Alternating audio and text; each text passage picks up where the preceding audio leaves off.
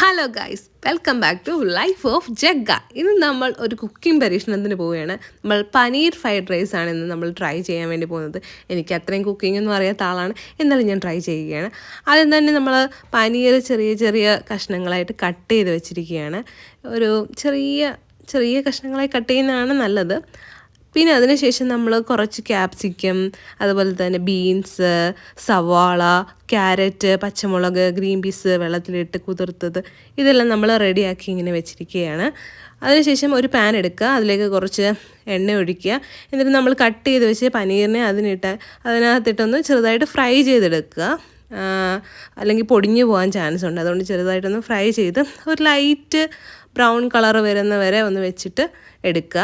അതിനുശേഷം നമ്മൾ വേറൊരു പാൻ എടുക്കുക, അതിലേക്ക് കുറച്ച് ബട്ടറും എണ്ണയൊക്കെ ഒഴിച്ചിട്ട് കുറച്ച് സവാള, നമ്മൾ അരിഞ്ഞ് വെച്ചിരുന്ന സവാള കുറച്ചിടുക. എന്നിട്ട് അതൊരു ലൈറ്റ് ബ്രൗൺ കളറൊക്കെ ആകുമ്പോഴത്തേക്ക് നമ്മുടെ കയ്യിൽ എന്തെങ്കിലുമൊക്കെ മസാലകളൊക്കെ ഉണ്ടെങ്കിൽ, പട്ടാണി അങ്ങനെ മസാലകളുണ്ടല്ലോ, ഗ്രാമ്പൂ അങ്ങനത്തെ സാധനങ്ങളൊക്കെ അതിലേക്ക് ഇടുക. എൻ്റെ കൈ കിട്ടിയതെല്ലാം ഞാൻ അതിലെടുത്തിട്ടു. അത് കഴിഞ്ഞ് പിന്നെ അതിലേക്ക് നമ്മൾ കുറച്ച് ക്യാപ്സിക്കം, നമ്മൾ അരിഞ്ഞു വെച്ചിരിക്കുന്ന സാധനങ്ങളൊക്കെ തന്നെ, ക്യാപ്സിക്കം, ക്യാരറ്റ്, അതുപോലെ തന്നെ ബീൻസ്, ഇതെല്ലാം കൂടി ഇട്ട് നന്നായിട്ടൊന്ന് വഴറ്റി കൊടുക്കുക. ഒട്ടും വെള്ളമൊന്നും ചേർക്കരുത്, നന്നായിട്ട് വഴറ്റി കൊടുക്കുക.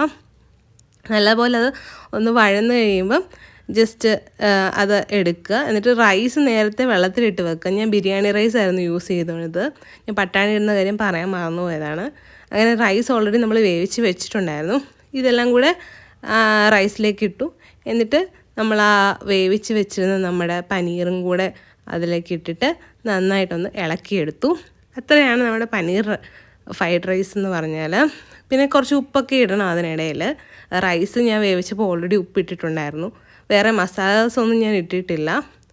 ആക്ച്വലി ഞാൻ അത്ര വലിയ കുക്കല്ല, ഞാൻ ഫസ്റ്റേ പറഞ്ഞായിരുന്നല്ലോ. ഞാൻ ആക്ച്വലി ബാംഗ്ലൂരിൽ തനിയെ താമസിക്കാൻ തുടങ്ങിയപ്പം ഞാൻ എന്ത് കറി ഉണ്ടാക്കിയാലും അത് ഉള്ളിക്കറിയായിരുന്നു. എന്ത് കറി ഉണ്ടാക്കിയാലും അവസാനം അത് ഉള്ളിക്കറിയിൽ നിന്ന് അവസാനിച്ചതിന് ശേഷം ഞാൻ എനിക്ക് വേണ്ടി കഴിക്കാൻ വേണ്ടി പഠിച്ചതാണ് കുക്കിങ്. അങ്ങനെ ചെറിയ ചെറിയ പരീക്ഷണങ്ങൾ ചെയ്യുന്നു എന്ന് മാത്രം. പക്ഷേ എല്ലാം വിജയിക്കാറുണ്ട്. Thank you for watching.